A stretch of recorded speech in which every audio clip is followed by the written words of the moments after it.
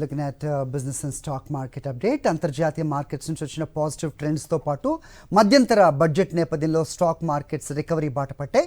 సెన్సెక్స్ 1080 పాయింట్ల లాభంతో 71,792 పాయింట్స్ వద్ద ట్రేడ్ అవుతోంది. నిఫ్టీ 341 పాయింట్స్ లాభంతో 21,692 పాయింట్స్ వద్ద ట్రేడ్ అవుతోంది.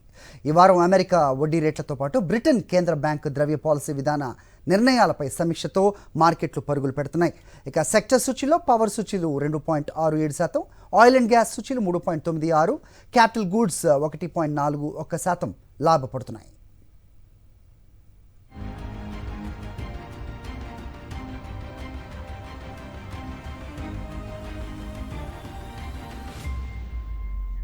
స్టాక్ మార్కెట్స్ పెరుగుదలపై మరింత సమాచారం మా బిజినెస్ కరెస్పాండెంట్ రాజ్ కుమార్ అడిగి మరిన్ని వివరాలు తెలుసుకుందాం. Raj Kumar, seem to be positive all the day Monday, ఎలా చెప్తారు? ఖచ్చితంగా మీరు చెప్పినట్టుగా అంటే ఎస్పెషల్ గా ఫెడ్ పాలసీకి సంబంధించి రేపటి నుంచి కీలకమైనటువంటి సమావేశం జరగబోతోంది. సో బుధవారం రోజున ఆ ఫెడ్ కి సంబంధించినటువంటి వడ్డీ రేట్ల నిర్ణయం ఉండబోతుంది కాబట్టి ఖచ్చితంగా పాలసీ ఉంటుంది అనేటువంటి దాంతో సో ఎక్కువ మంది ఇండియన్ మార్కెట్ల పైన కూడా ఇన్వెస్ట్ చేస్తున్నటువంటి సిచ్యువేషన్ మనకు కనబడుతుంది. ఎందుకంటే మనం మార్నింగ్ మార్కెట్ లో కూడా మీరే డిస్కస్ చేశారు. సో ఇన్ఫ్లేషన్ అనేది కొంత కంట్రోల్లోకి వచ్చింది. అంటే వాళ్ళు ఎక్స్పెక్ట్ చేసిన దానికంటే కూడా ఇన్ఫ్లేషన్ కొంత కంట్రోల్లో ఉంది కాబట్టి సో వడ్డీ రేట్లకు సంబంధించి ఒక కీలక నిర్ణయం తీసుకున్నటువంటి అవకాశం కనబడుతుంది. ఇంతకు ముందు కూడా చెప్పారు, ఇన్ఫ్లేషన్ కనుక కంట్రోల్లోకి వచ్చినట్లయితే నెక్స్ట్ ఈ ఏడాది జరిగేటువంటి ఫెడ్ వడ్డీ రేట్ల సవరణకు సంబంధించి 3 సార్లు వడ్డీ రేట్లు తగ్గిస్తామని చెప్పేసి అమెరికా ఫెడ్ నిర్ణయం తీసుకుంది. సో కాబట్టి దానికి అనుగుణంగానే వడ్డీ రేట్లు కనుక తగ్గినట్లయితే కొంత పాజిటివ్ వైబ్రేషన్ ఉంటుంది, ఎక్కువ మట్టికి స్టాక్ మార్కెట్ లో పెట్టుబడులు పెరుగుతాయి. సో అదే ఊపు అనేది అమెరికా మార్కెట్ ఇంపాక్ట్ అనేది మన ఇండియన్ మార్కెట్ల మీద కూడా పడుతుంది కాబట్టి సో మార్కెట్లు వల్ల దాదాపుగా 1100 పాయింట్ల దాకా లాభపడినటువంటి పరిస్థితి కనబడుతుంది. ఇంకోవైపు ఇండియన్ మార్కెట్ లో డొమెస్టిక్ రీజన్ చూసుకున్నట్లయితే మనకు మధ్యంతర బడ్జెట్ ఉండబోతోంది మరొక 3-4 రోజులలో.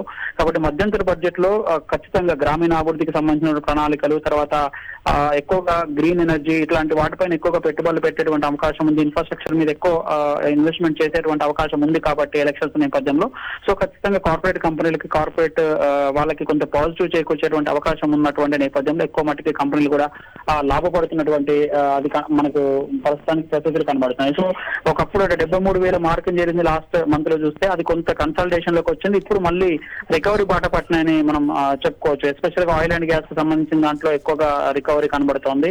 అదేవిధంగా పవర్ సెక్టార్ లో గ్రీన్ ఎనర్జీ మీద కాన్సన్ట్రేట్ చేయబోతున్నారు కాబట్టి ఈ సెక్టార్ లకు సంబంధించినటువంటి షేర్లు ఎక్కువగా లాభపడుతున్నటువంటి సిచ్యువేషన్ ఉంది. హరి రైట్, అయితే ఫారెన్ పోర్ట్ఫోలియో మీద ఎక్కువగా డిపెండ్ అయ్యే ఛాన్స్ ఉందనేది ఒక అంచనా. అయితే సో బడ్జెట్ అలాగే Q3 ఎండింగ్స్లో ఎయిర్పోర్ట్స్, రైల్వేస్, హైవేస్ ఇవి ప్రధానంగా పాత్ర పోషించే అవకాశం కూడా తెలుస్తోంది. ఏం చెప్తారు Raj Kumar?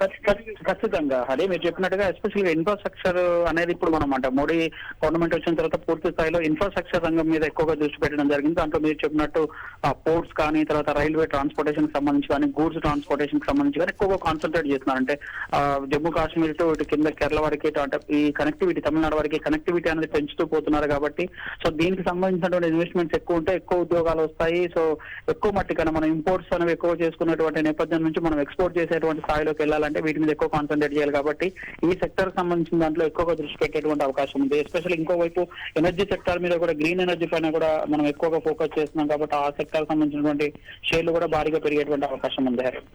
Right, thanks for the inputs Raj Kumar.